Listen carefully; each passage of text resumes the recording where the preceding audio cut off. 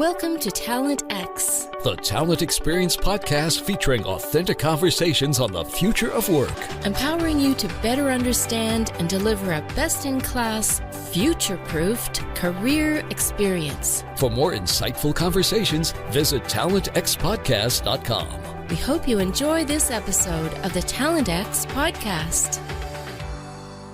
Welcome to Talent X podcast. This is a podcast that addresses all the relevant aspects of the talent world in HR today. I am Rhonda Taylor, the host for today's episode, and today we're talking with Russell Klosk from Accenture. Thanks for joining us, Russell. Most welcome. Russell, before we move on and the topics of talent and what's going on in HR, especially with COVID, can you tell our listeners about you? Sure. I am a principal director in Accenture's talent and organization strategy practice.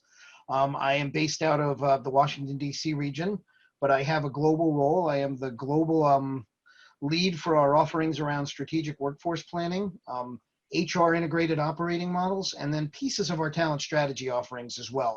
Those are broad brushes. And so, they're complex things to pull together, and no one person drives them anywhere, let alone at a company as large as Accenture is. But I help devise what those solutions look like as we take them to market and help our clients get better at those things. I've been here for 6 years, basically. I'm about a month shy of my 6th anniversary at Accenture. I was in industry for 10 years, and before that, I grew up at a competitor. Wow. It seems like you've been at Accenture forever, Russell, for some reason. we joke about it, but Accenture is, it's like dog years. I think a lot of consulting companies may be like that, but just the pace of the work we do, because we're stepping into different client environments, and sometimes it's a crisis, sometimes it's a very deliberate transformation, but you're not going to keep the consultants there forever. They're there to help you do something that isn't your norm, stand it up and get out of the way. And so it creates a pace that's a little bit, it's not a different job, it's not a different skill set, but it is a different pace than you find in the corporate roles.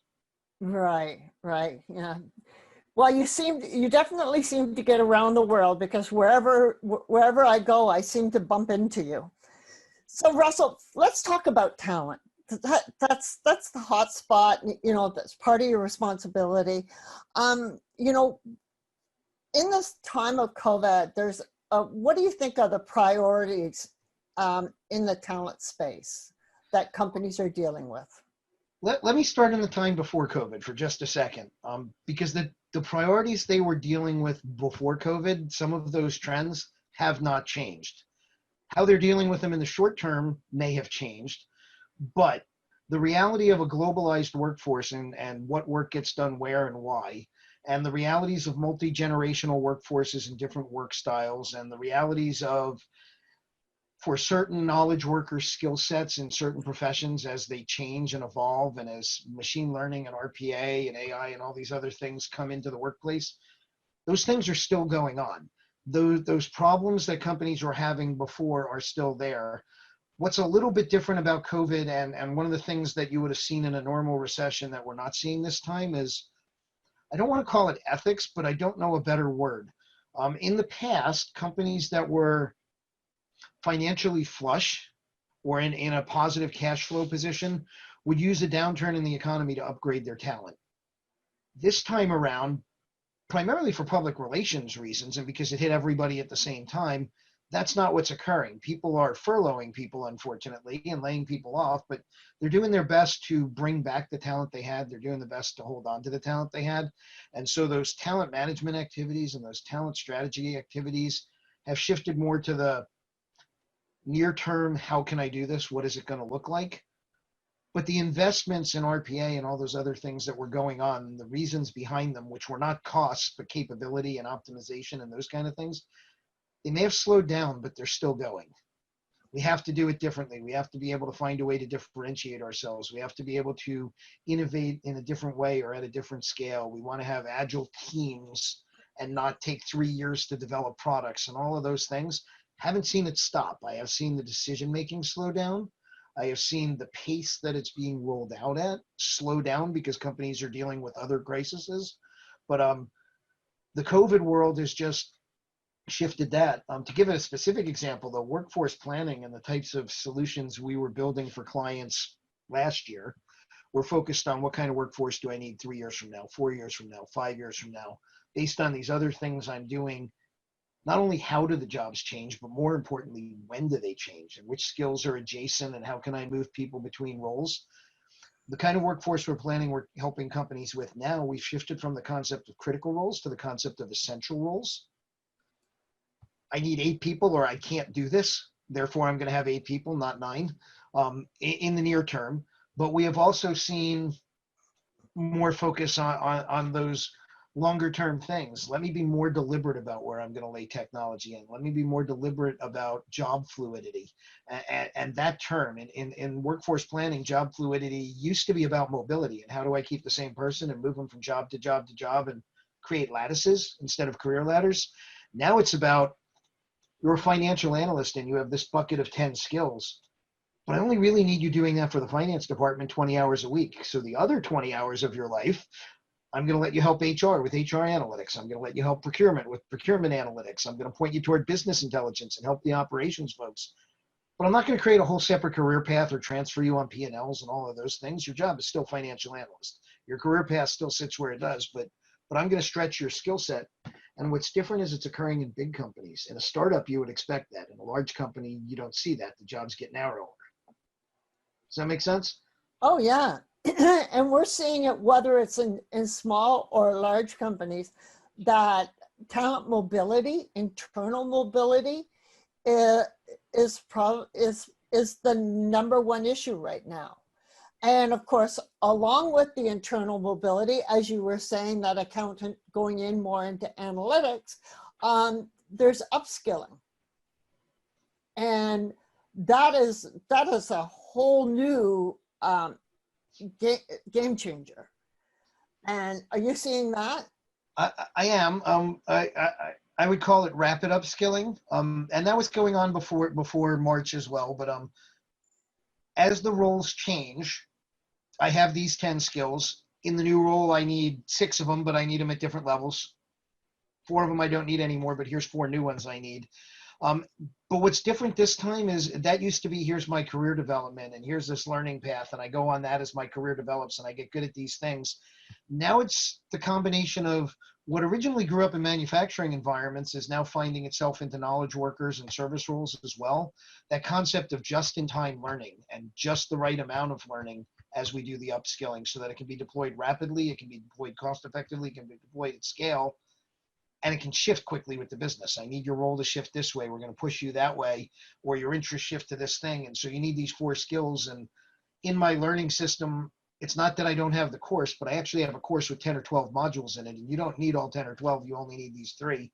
Take these 3, right? The trends on how you deliver it have changed as well. A little more simulation based, a little more experiential learning, little less, whether it's CBT or classroom, traditional regurgitation learning, for lack of a better term, and a lot more of, and you're going to apply it tomorrow, so it sticks. Yes, yeah, and we're finding that the gigs is probably one of the top learning processes in today's workforce. We certainly use it internally a lot. Not all of our things, but a lot of them are built in that manner. Oh yeah. We had a biotech company right at the time of COVID was using our platform, and there was 60,000 people signed on, and I think there was like 242,000 job skills that were signed on to. Like, people took some sort of action, and like, that's incredible. But of course, at COVID, a biotech company, these are the people that would be ramping up their skills big time right off the bat. Well, and biotech's interesting because whatever one's views on our of vaccines and how these are being developed and how different countries and different places are responding to this virus.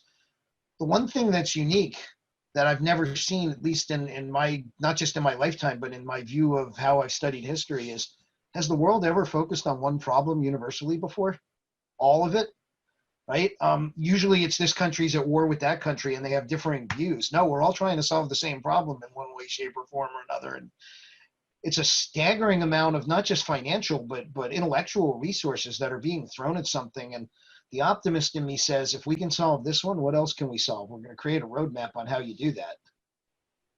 Oh, exactly. It's amazing. And you know, getting back to gigs, there's just, you know, a lot of companies have them. They might be something internally, or they might even be something externally, like, you know, setting up the Red Feather or campaign or whatever for the company.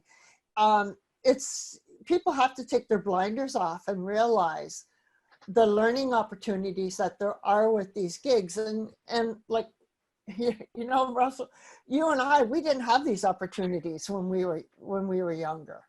There's a related trend. That's a good way of putting this. So we're seeing two trends that contradict each other a little bit. We have seen consolidation in the core systems, right? And so depending on your view of Kronos's really recent acquisition, there are either 3 or 4 core platforms that everyone is using. And those 4 platforms would tell you they can do everything and be everything to everyone. But at the same time, we're seeing a massive rise.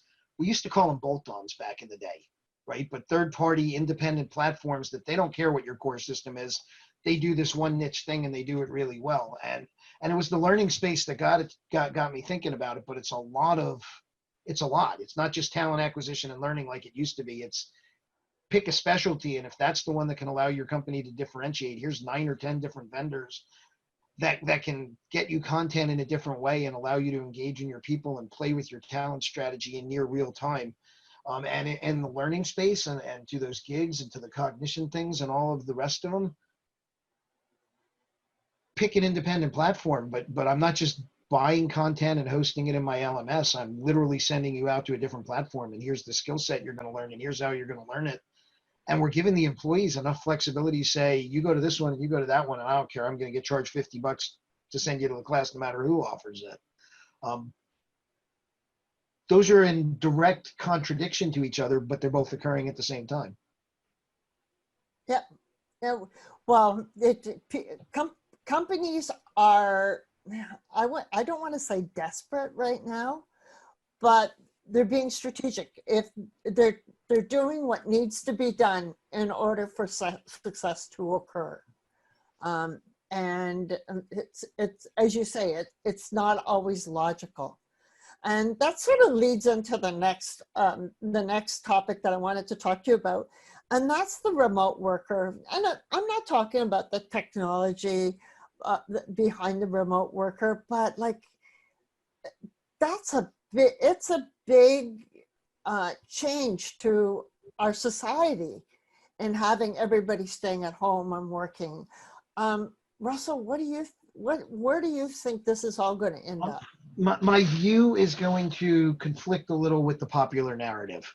I think it's amazing how fast all these companies that were never going to be remote worker centric were able to flip the switch when they had to and didn't have a choice.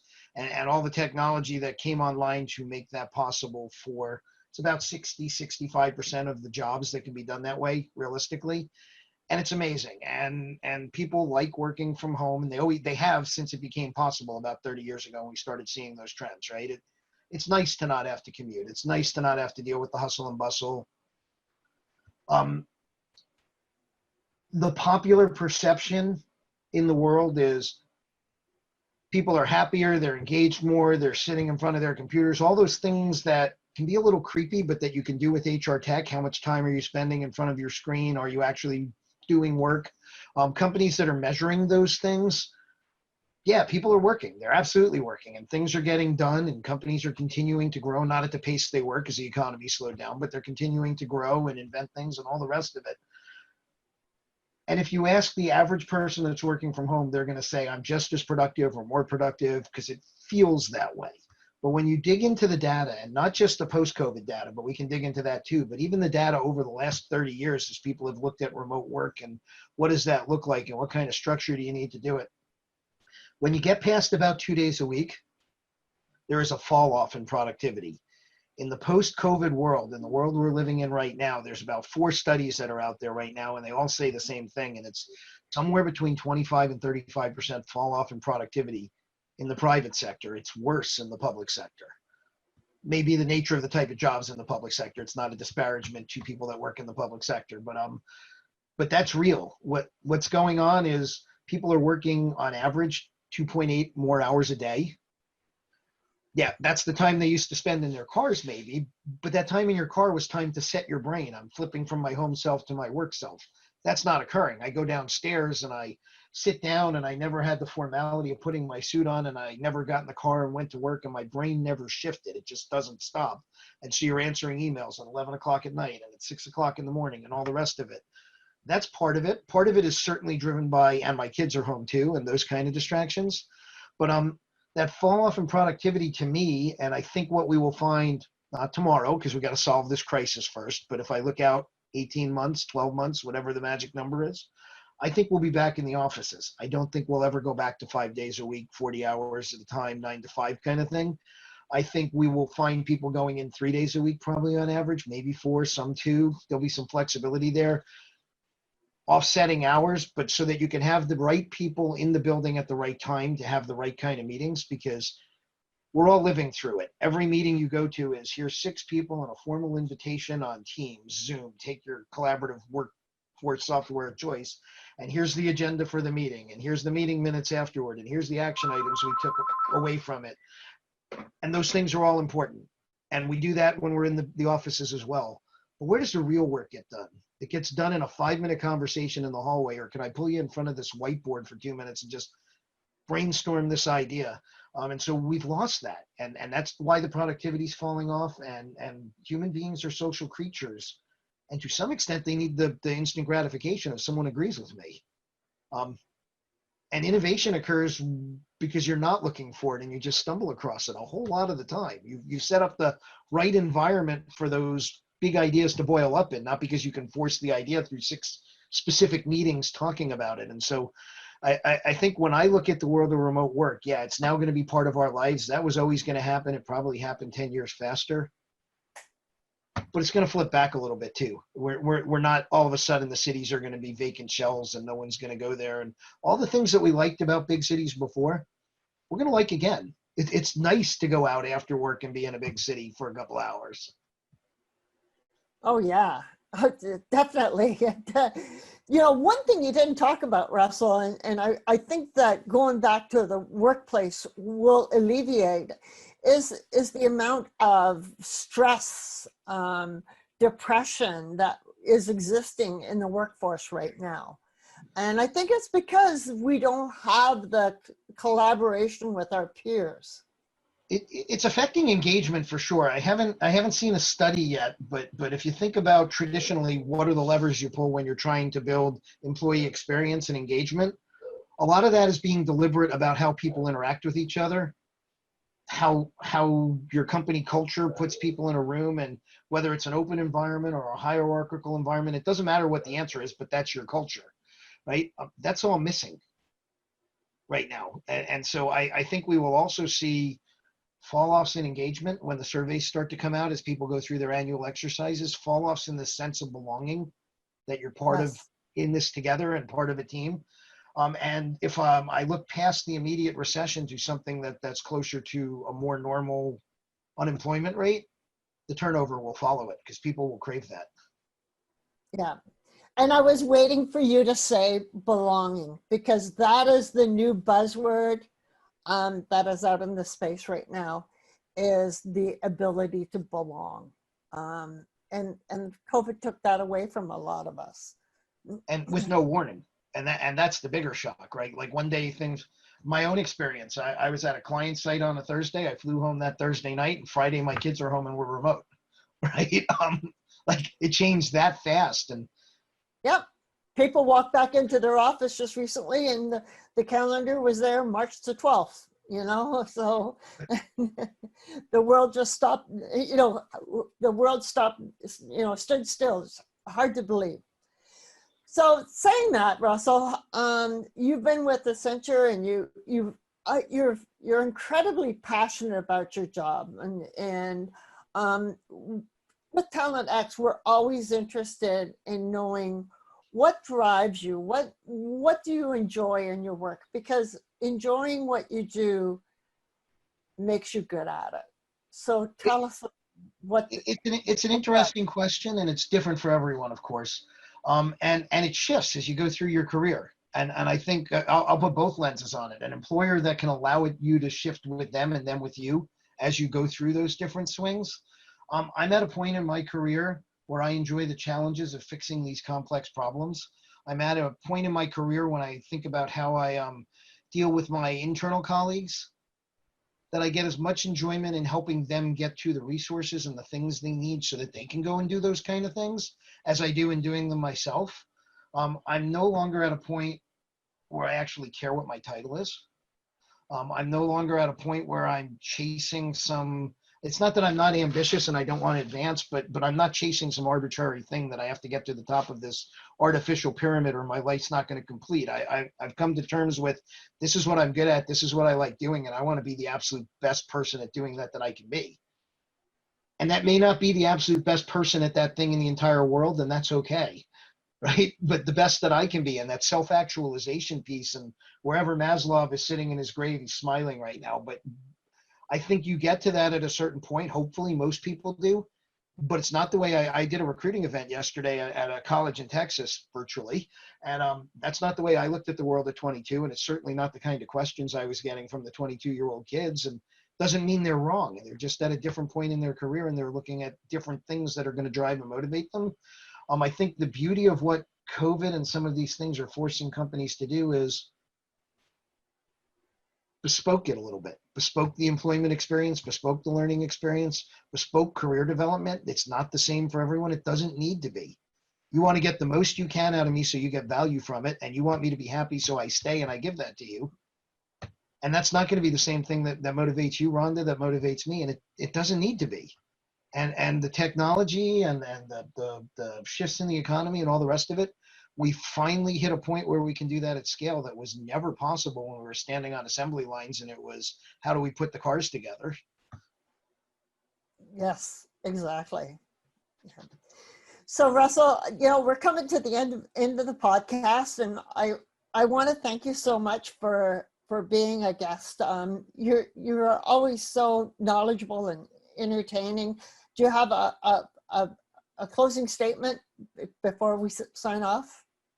I would leave it at this. To me, the secret of successful organizations and the secret of successful careers, both, one, they're not linear. They look like stock charts in both cases. There's going to be ups and downs, accept it.